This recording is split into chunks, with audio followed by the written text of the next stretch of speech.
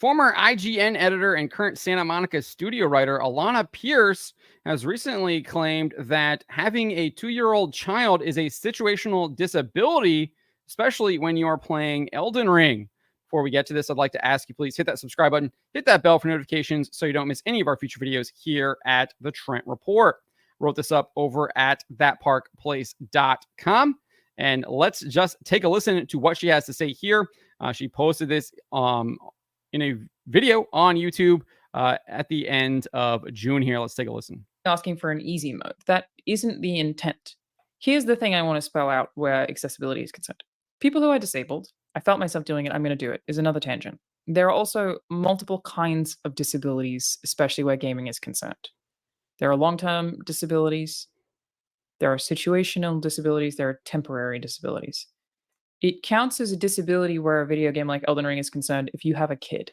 You have a 2-year-old, you're trying to play Elden Ring, you can't pause. That is a situational disability that you have, where the game not having the option for you to be able to pause, for example, is a hindrance for your particular disability, a situational disability. You may need to pause to stop your kid from putting a fork into a socket, a power outlet. In Australia. So there you have it. She is literally describing a 2-year-old child as a situational disability. This is sick, disgusting, and vile. Having kids is not a disability. It is a joy and a gift. It is a blessing. Having a child is not a disability at all, whatsoever. What she is actually describing in her little example here is that she is an absolute narcissist and is putting the video game over responsible parenting and taking care of her or someone else's child. Has nothing to do with accessibility options for actual disabled people who might have either learning disabilities, physical disabilities, real disabilities, where maybe you need to design a specific keyboard input in order for players to actually input the commands in order to play the game because they have a physical disability. Maybe they have a learning disability, so there's other options that you can develop for that.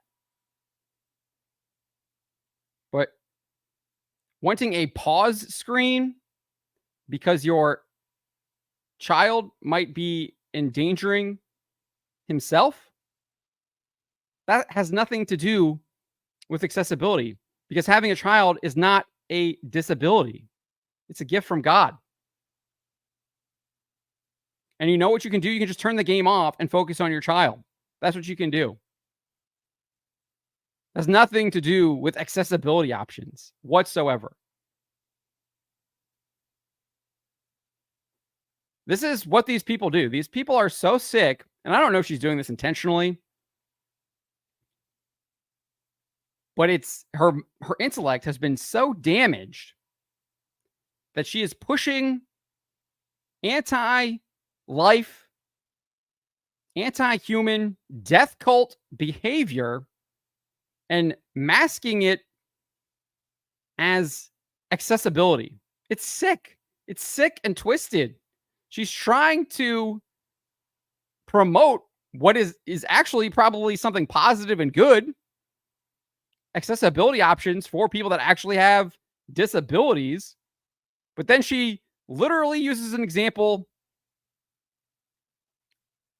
of claiming that having a 2-year-old child is a disability.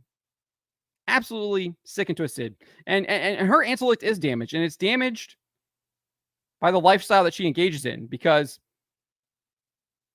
she posted this video to her IRL YouTube channel where she claims that she is a pansexual and is living a disordered life. Let's take a listen. So what my identity is. I don't care about labels. I don't care what you want to call it. I think the term that fits me best based on the literal description is pansexual. I've had like many a bigot be like, you're just bi.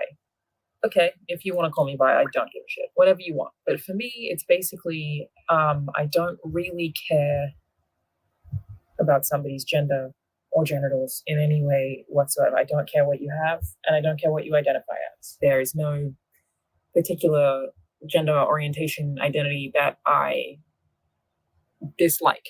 All fine when it comes to the spectrum of sexuality. And I feel like pansexual encompasses that really well based on the literal definition. But again, I'm not picky. Like, if I were to actually give it a definition, it would be, I just kind of like everything. And so, yeah.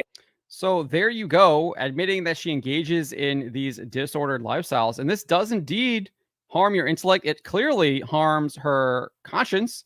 She no longer can determine right from wrong. She's claiming that having a 2-year-old is a situational disability. And these two things are connected.